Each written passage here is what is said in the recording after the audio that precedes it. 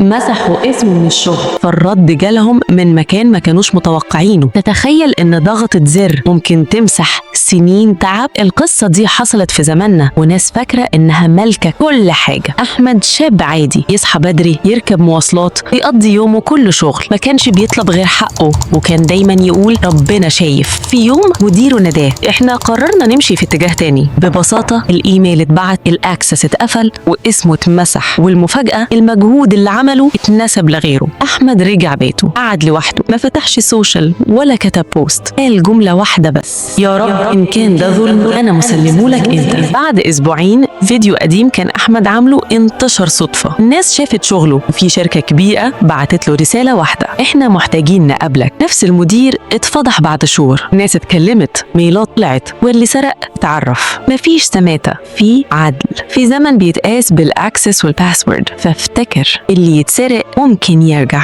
واللي يظلم لازم يبان. ما تخافش من السكوت، اختاروا صح.